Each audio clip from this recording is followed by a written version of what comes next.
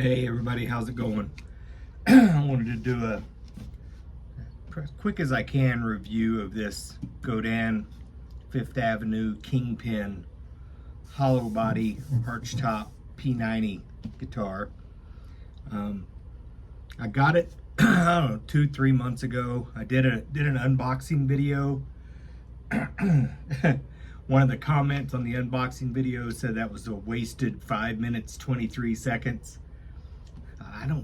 Maybe I'm not opening fast enough. I don't know what you expected from an unboxing video, but I said at the time I would, give it a better review as I went on. So here we are, finally going to do it. And when I get a brand new guitar, I'm usually just kind of enamored with it, and so my opinion often changes over the course of a few weeks. And it hasn't really on this one. I think I'm probably happier with this purchase than I am with several guitars that I've bought over time. I'll say, if you like these videos at all, I appreciate a thumbs up. I love getting new subscribers. Almost to 200 now, which I realize isn't a lot in the big scheme of YouTube, but it's probably more than I expected when I started doing these videos, because I am not a very good guitar player. I like to play with guitars. There's a big difference. And I enjoy it. I enjoy the concept of guitars. I enjoy the technology of guitars, the craftsmanship of guitars. There's a lot about guitars that I like. So let's talk about this a little bit. It is an Archtop, traditional Archtop design. I mean, it's got a bit of a arch to the top and the back. This is, I think, compared to like the Gibson ES 175, this is a little not quite as deep. So I'm sure the acoustic sound isn't quite as rich and full, but it sure makes for easier playing. It weighs, I don't know, I think on Sweetwater they're all just over 5 pounds. I'll weigh this one here in a minute and get a better idea of exactly what it weighs, but they're just over 5 pounds. It's got a Canadian wild cherry body and laminated top, which is pretty typical, I think, for an Archtop to have a laminated top. It's an acrylic lacquer finish. It's a nice satin finish, and this color is called Cognac Burst. I really like it. I was thinking about getting a Texas Toast guitar, one of their Challenger models, and I think this is kind of what I would like to model the finish after. Doesn't have to be exact, but it's not quite as bright red as cherry, but it's got a little bit of a reddish tint, more than like the Tobacco Burst or the Bourbon Burst would have. It's a silver leaf maple neck. I don't know what silver leaf maple is, but I'm a fan of maple necks. Looks like there's a scarf joint right there, and probably a scarf joint right there. It's a nice rosewood fingerboard. Probably needs a little oil on it. I've been playing it for a few months. It's a Kingpin cantilevered neck, and I haven't investigated what that means, except that you can see that the neck does not attach to the top right there. It's more attached down here on the end. I know what a cantilever is, so I think that's self-explanatory.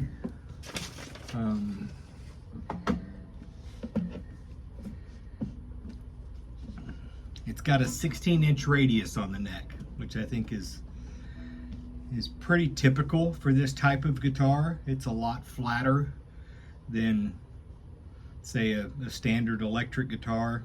A lot flatter than a Strat, even flatter than a Gibson, I'm pretty sure.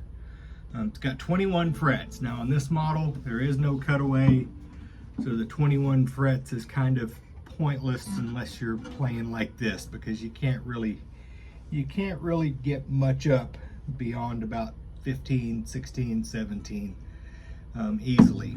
It's a 24.84 inch scale, which is interesting. I'm assuming it's probably, that may be in even centimeters, but it doesn't translate to inches. It's a 1.72 inch tusk nut, which is a good width on the neck. I think it makes it easier to play. It's a Graphtec tusk bridge, and it's a floating bridge, which means this just kind of moves around if there's no string tension on there. So you have to get it located just right to get your intonation. It's got a trapeze tailpiece. First guitar I've ever had with the trapeze tailpiece, which I think is really cool, and it's kind of, I guess, ideal for an Archtop hollow body guitar. It's got what they call their Kingpin P90 bridge. We'll look at some of the Kingpin P90 pickup. We'll look at some of the specs of the pickup to see what the DC resistance and inductance is. One of the things that I changed immediately, it came with light jazz strings, EJ21 jazz light strings. They were 12 to 52s. I didn't mind the 12 to 52 so much, but what I didn't like was the way the compensation on this bridge is. It's intended, you can tell, to have a wound third string. If you have an unwound third string, the compensation on this bridge should go this way, and then it should go back down and this way. And this one doesn't. These 4 strings are going that way, and then it resets and goes to these 2 strings. So that bridge is designed for a wound third string. So I went with some Diodario XL wound third.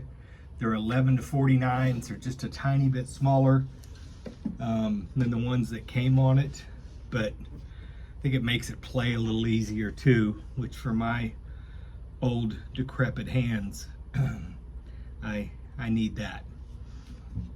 It's got Godin branded tuners. They're really nice. They're good tuners. They're high ratio. You definitely want to use some type of a winder if you're going to be doing a lot of raps, but it sure makes for really nice tuning accuracy. It's got a truss rod adjustment down here on the headstock. Overall, it's just I think it's a gorgeous guitar. I'm not sure who needs an Archtop or why. I know jazz players tend to be drawn to Archtops. I think a lot of the early guitar players played Archtops because that's what they had. The early electrical guitars were essentially acoustic guitars that they had stuck pickups in. You've got the problem with feedback, microphonic feedback. You can only play them so loud, which was the whole purpose of going to the solid body electric guitars, was to avoid some of that. But these have a certain richness and warmth that I don't think you can get from a solid body electric guitar. I'm not sure if I can set up a microphone that really captures the acoustic sound of this guitar. It's nice to play acoustically. I'm not sure if you could perform acoustically. I guess you could put a microphone next to one of these F-holes and amplify enough to perform acoustically for a small venue. But it's great for sitting on the couch. I play my electric guitars unplugged sitting on the couch quite a bit, but there's nothing like being able to hear what you're doing a little bit better, and this gives me the option to do that. It's kind of a cross between playing an acoustic and an electric. These strings make it a lot easier to play than an acoustic guitar, but it has a lot of acoustic guitar qualities. This flat neck feels more like an acoustic neck than an electric neck, but it's not over the top. The action on this was pretty good. I may have adjusted it some just because I typically do.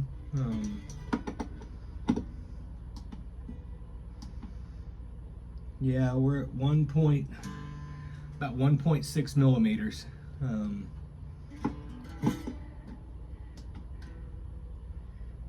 1.75. So 1.75 here, 1.6 here, which is a little higher than I keep my electric guitars, but it's a little lower than most acoustic guitars. The nut was cut really well. I didn't have any issues down on this end. It's an amazingly crafted instrument, in my opinion. The binding is perfect. The finish is great. I like the Godin branded pick guard, kind of the silver cap, tone and volume control knobs. Being just a single pickup, that's all you've got. It's a single volume and a single tone. Again, we'll try to get into some of the sounds here in a minute. When I look at this guitar sitting in the living room, it makes me want to pick it up and do something. And aesthetically, I think that's one of the most important things you can have in a guitar is to look at something and it makes you want to make some noise with it. Not all of my guitars do that. Some of them do it a lot more than others. I think these are, man, I should have looked. I think these are around $700 on Sweetwater, $699 maybe. You can find them used at a discount to that, but not a huge discount. I think they don't drop in price like a Schecter or something does, which that's a whole nother discussion. I never have figured that one out exactly. I like it, and if you've thought about, I looked at the Gibson Archtop guitars, and they're just so expensive. I'm sure they're gorgeous and worth it to somebody, but I can't justify it. But it's not cheap by any stretch of the imagination, but for a guitar made in North America, of quality materials with quality craftsmanship, I think it's a bargain. Let's try to get it plugged in, see what we can do here. I always forget to do things.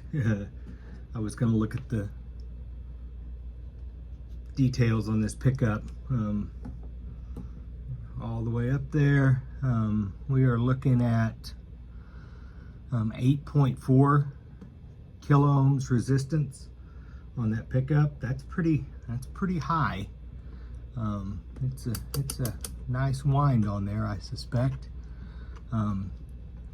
That is a super high inductance. That's surprisingly high to me. If I remember correctly, the higher the Henrys, kind of the warmer and darker the pickup's gonna sound. I don't think it necessarily cuts out the highs, but the curve of what the pickup will produce doesn't fall off as sharply on the low end. Kind of interesting. I've played this plugged in and I didn't notice it being that dark. And it's a neck pickup. Neck pickups tend to be a little darker just because of their location on the scale length. Let's plug it in and check it out. All right, so let's see. I don't know if we'll be able to hear any.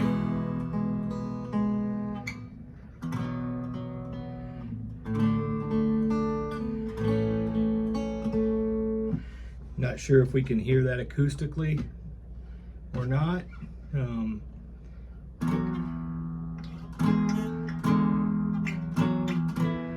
Like I said, it's great for playing on the couch because I can hear it, but I'm not making a lot of noise to anyone else.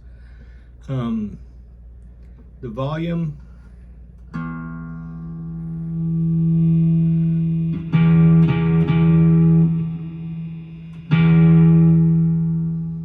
kind of a typical taper. I think the bottom half doesn't do a whole lot. Most of the taper seems to be in the top half of the volume.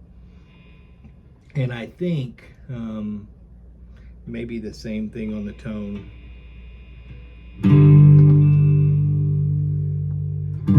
It's about halfway. That's all the way off. Halfway, all the way up.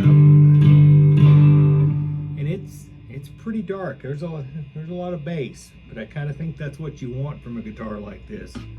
Is some pretty good warmth coming from it. I'm playing through a little Fender Super Champ head and 12-inch cabinet combo. I don't have the volume up very loud because there are other people in this building today, and I'm trying not to blow them out of the water. This thing will get loud. It will definitely drive an amp, probably more than you want to on a hollow body guitar, because then you're going to create a lot of the microphonic feedback.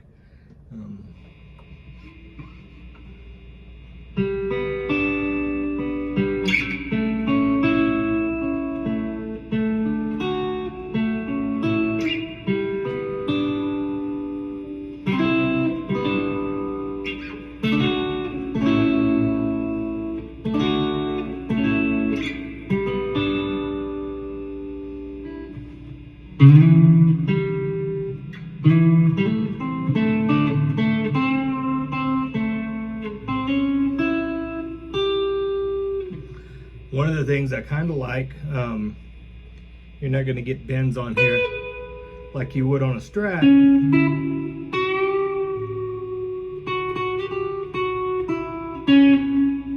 But you can get half step, full step bends, especially up here further along the neck. You're probably not going to be playing a lot of David Gilmour solos on this guitar, but I don't think you would need to or want to. I wish I could play better to give you a better representation of what this thing sounds like.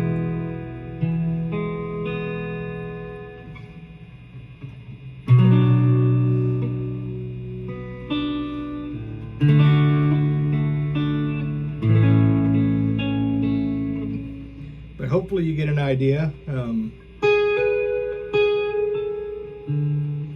Hopefully you get an idea of what it can do. It could do a lot more in a skilled player's hands, which I am certainly not. Let me know what you think about this. Do you have an Archtop? I think they sell these with humbucker pickups too, which if you're worried about that hum, might be a great choice. I like P90s. I just like the sound. I like the dirt that you can get from P90s. They just seem more ballsy to me. Let me know what you think. I'd be interested to hear. Hope everyone has a good day.